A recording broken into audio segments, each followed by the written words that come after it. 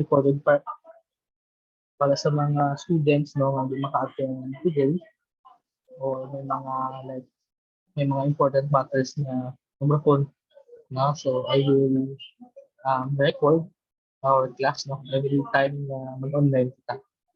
Okay, so before that, please get your handouts no. Um, ang handouts nga atong send ko bala ng ligad. Okay, so itong module 1. Okay, so module 1 kita subong. Okay, so please prepare no the module 1. Then if you have questions later on sa klase no and sa activities no, so I will entertain that siguro kapag tapos na ako mag-discuss or siguro kung hindi na ko maintindihan bala guys okay, or nautod or nag-blur ako ng paghambal okay, please feel free to butt in and to ask no or to tell me wala ka mo or hindi ka mo ka-connect. Okay? So once again, good afternoon. So this will be our second meeting, second online class. And today I will be having our module 1 or the introduction to economics. Okay, so this time, atong module bala, diba, anom ito. So I will discuss it one by one no para later on kung matapos man na nato na online class di mas better no makafocus ka mo din sa other mga klase or you can answer na or focus na answering on the activities na ginhatag mo. Okay, so wala na ko ng PowerPoint no para kung ano dito akong ginhatag sa module dali na kamo follow sa akon. Okay. By the way, sino ni siya si Zoom user? Hello? Kung si Zoom user bala, can I ask if, please change your, your name.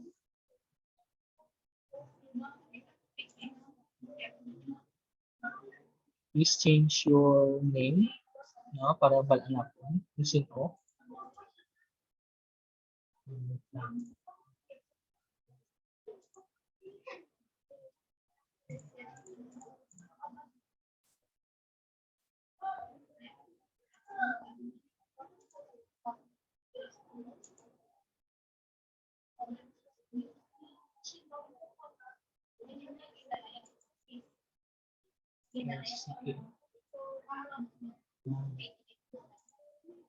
Okay, so now let's begin.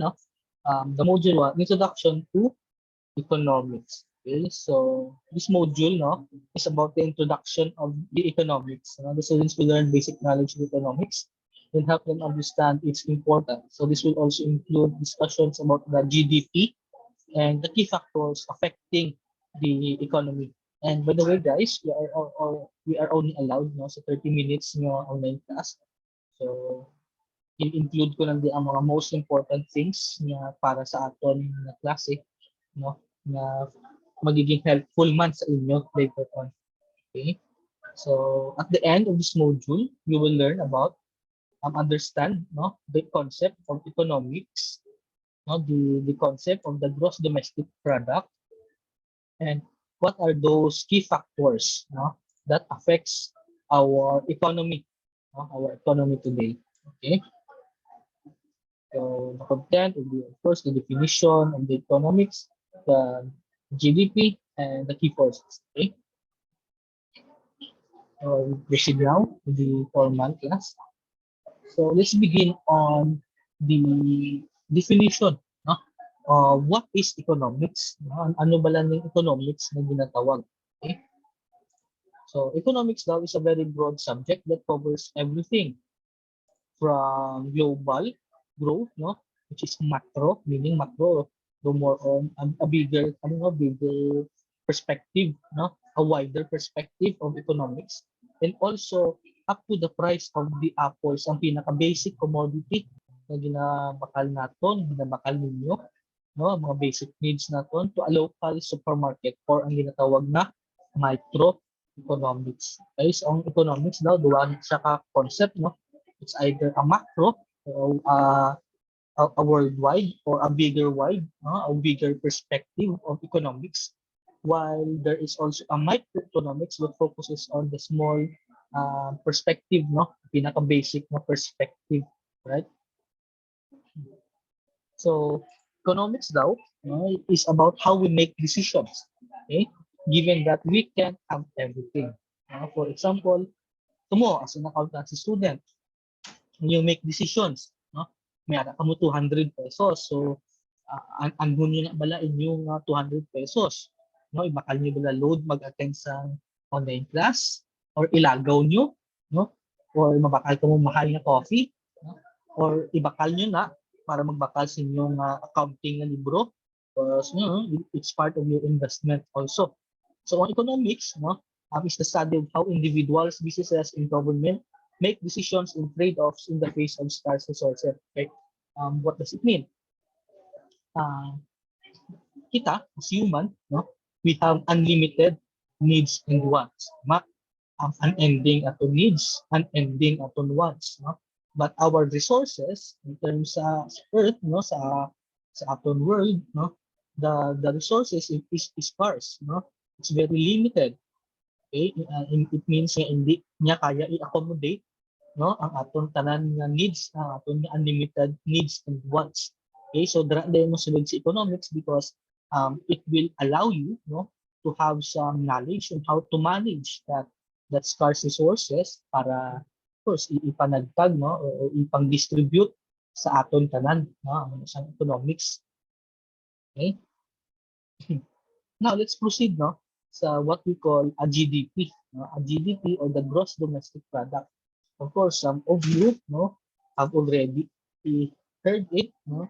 It's either sa news or sa klase before, no, ang GDP. And isa sa para sa ako, no, isa sa mga nag-trending ni before antong hambal nilang debt to GDP ratio atong sa presidential do interview bala, di ba? So gin-discuss nila ang GDP, no? Kung ano siya ang GDP, kung ano ang indicator niya sa aton sa economy naton sa Philippines, no? So GDP or the gross domestic product, no, is a dollar value of the total output, no, of a national economy over a year, no. Amo ni siya ang aton nga total activity, aton total nga work, ang total naton nga spending, total naton nga income, no, total naton nga import, total naton nga export, no, dara na siya sa ginabutang sa gross domestic product. Okay? Ano-anong mga inclusions ng gross domestic product? Includes first the food produced in the country, no, the value of all of its cars, trucks, assets, no, mga buildings, infrastructures, and the amount of money spent in healthcare and more. Meaning, ang GDP, it is the overall income and spending or expenditures ng government, ng businesses, kita as individuals, no, ginameso na sa ginameso na siya sa GDP, no? Dara na siya din accumulate. Okay? Next, so GDP also includes the value of tickets for sporting events, no, mga leisures, mga entertainment, no, the money paid by consumers for phone services, bakal cellphone, bakal accessories, magpakayo, no? Ara na siya the cost of all the goods and services provided by the government such as defense, education, and infrastructures. Okay? GDP is one of the many key indicators in measuring the economy. Why? Kaya di ba, draga na ito ma-measure, no, or makita if how much, no, ang naging ang naging activity, ang naging productivity ni country, no, ni isa ka country like the Philippines, no, dara na siya naton ma-measure. Of course, the higher the GDP, the better, or the higher the GDP compared to previous years, no, like for example, nag-increase siya for how many percent, no? So it's also a healthy economy. No? It means that ang Philippines or ang country nag-grow, no, because of that increase of the GDP. Okay? Now, balik ang GDP is one, no, of the key indicators. Another indicator on measuring how good or how well an economy is the stock market. okay, or the PSEI, or the Philippine Stock Exchange Index, no?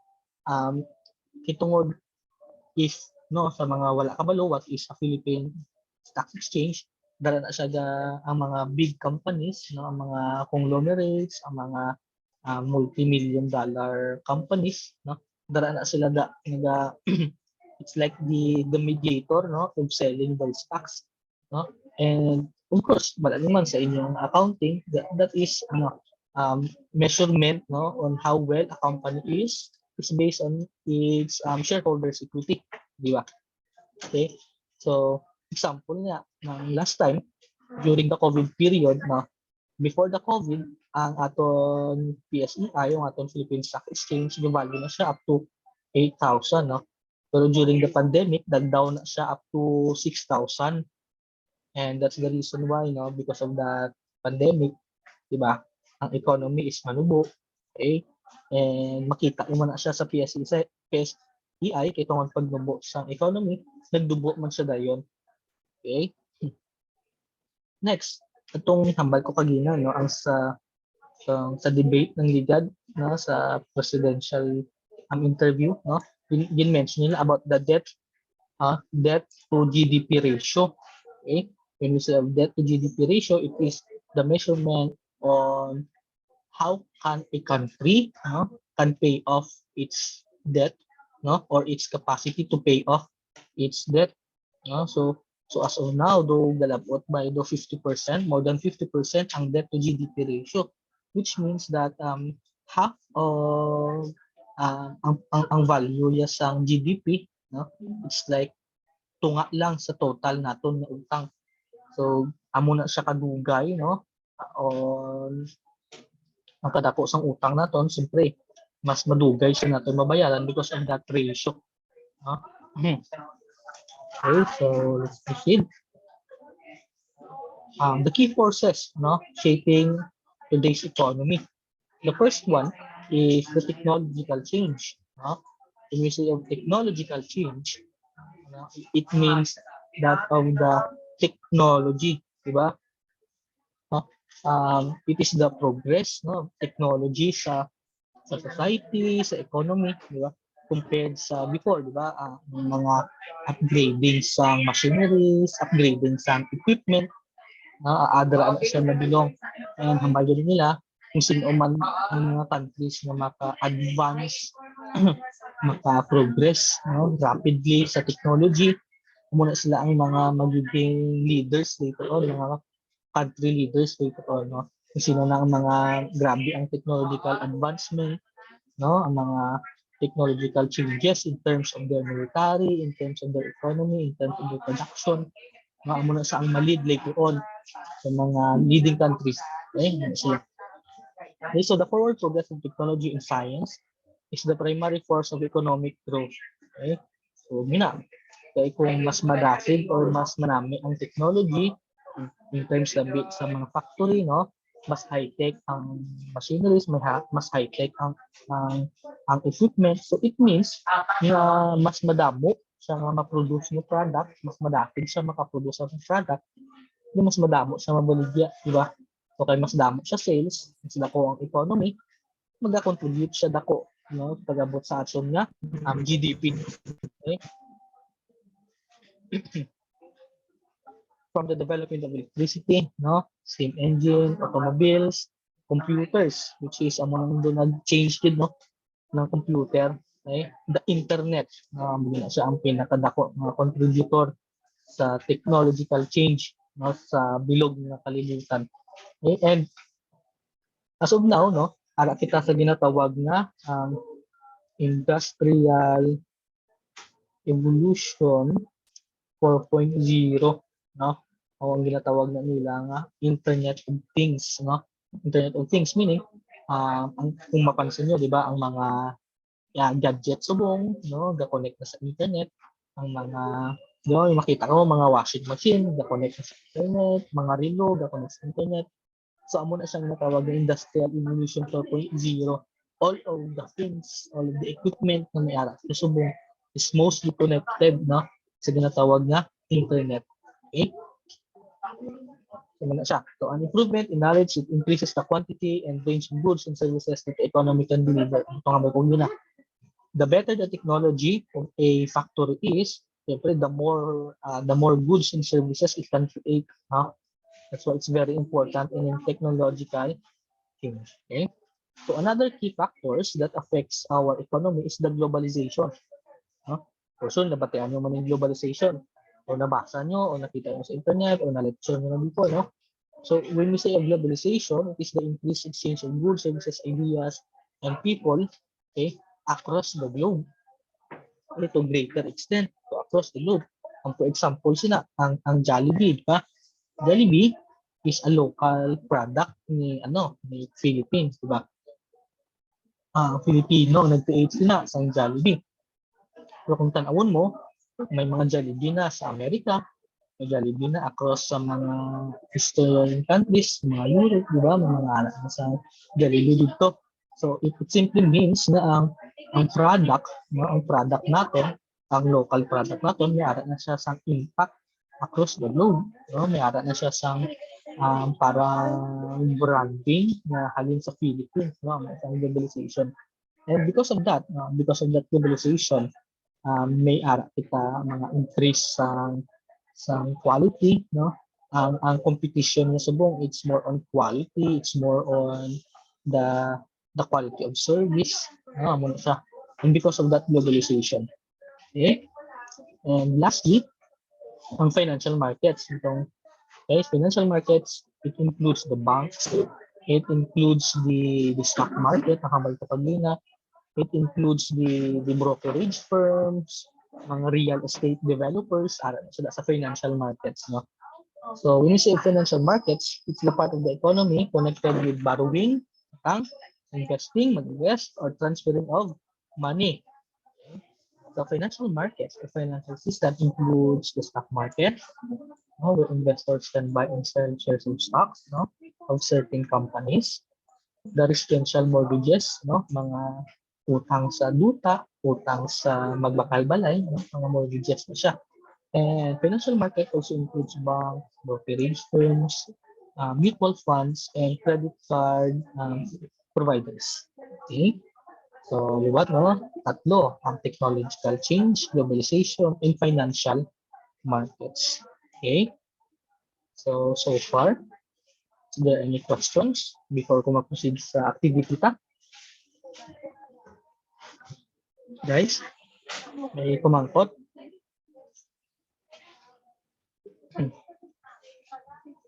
Hello? Hello?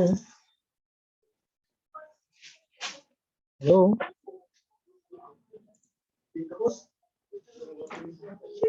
Hello, guys?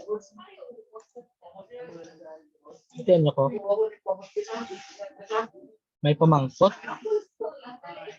Is there any questions, clarifications regarding sa discuss ko?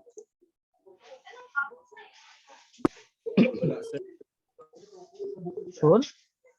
Or anything that you can contribute to the discussion?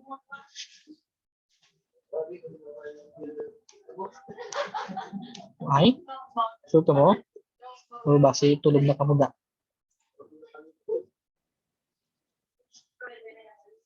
Okay, so kung wala, okay.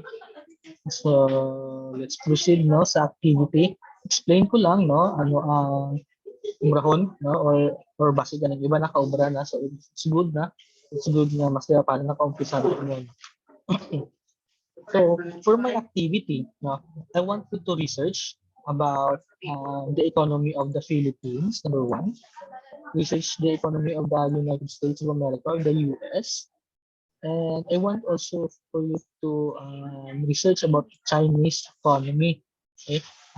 The purpose of this is for you to have some comparison, as to what is the economy, of the US and the Chinese, government compared to our economy, the Philippines, And I want you, to have some research pwede sa taxation, new laws na din implement, ang latest na GDP, no? Mga unemployment rate, inflation rate, mga current events, no? You can also search about the current events like ano yung nagiging effect, especially ng COVID, no, sa ila, no? And I want you to summarize that, no? In, excuse me, in 3 paragraphs, no?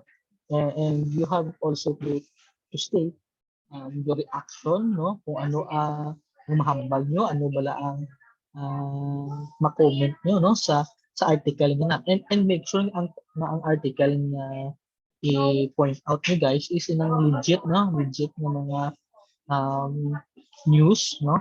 And hindi siya dapat fake news, no? Na mga article. Okay? And it can be good, no? Good or bad na ano nga article. Basta related lang sa Philippines, sa US, and the Chinese economy. Okay? Okay, so may pumangkot, guys. Good afternoon, sir. Ano gang? Citation ng Sir Amon Butang, sir, sa article nga mo nakita, sir. Pardon gang, pakiliwat, nag-kuhan kami. Nag-copy ka. Ang citation ng sir sa article ng Amon Butang, sir. Pwede man, pwede nga ang citation niya or you can you can summarize in your own words, no? Pwede man na siya. Pwede man nga ang citation niya as long no? Kaya ang citation niya more or less summary naman na niya ng overall. Pero mas better kung mabasa niyo lang ang whole article, no? Before answering. Para mas diba paano mabalaan niyo man. Okay? Ano pa? Thank you, sir. Thank you. How about ang iban? Clear man sa inyo?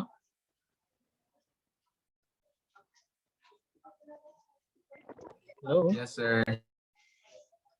Okay. How about sa iban? Saka mo kumangkot regarding sa one? Okay, sige. Ako may ask niya ko sa inyo. Okay? Which is related, no? Especially sa magiging topic nyo na later on, especially sa taxation, no? What can you say, no, about the current taxation na implement, no, sa aton government, and ano sa tingin niyo ang mga naging effect niya sa aton economy or sa aton as individuals? Can answer? Have you heard of the new tax law? Needed yun na guys, especially first year ko mo, ng mga new mga tax laws, tax memorandums, no? Tax na mga announcement or pronouncements. Okay? Needed yun na bala kay later on pag-abot sa board exam, gagawa na siya. Okay, so anyone can share about your thoughts about the new tax system?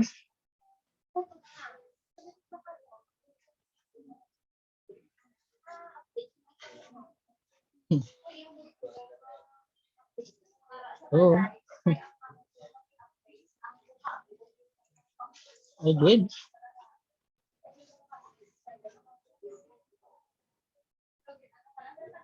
Okay.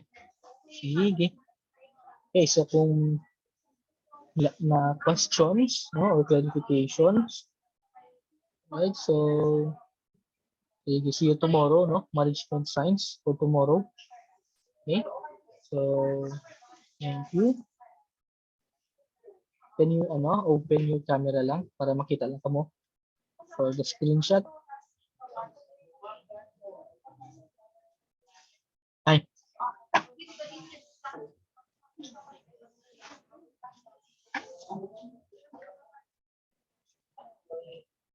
By the way guys, na-receive yung ang modules na ginsend ko ng Ligad. Ang activities na no, you should answer that. And the deadline hambal so late ng Ligad, no? Mas long napasok lang siya sa second semester. Okay, hindi ko magkatay deadline, hindi ko magkanto sa school, hindi ko mag-submit hard copy. Okay? Magpa-submit ko siya na mostly kuan lang, through PDF. Okay? Okay, so 1, 2, 3. Ayan.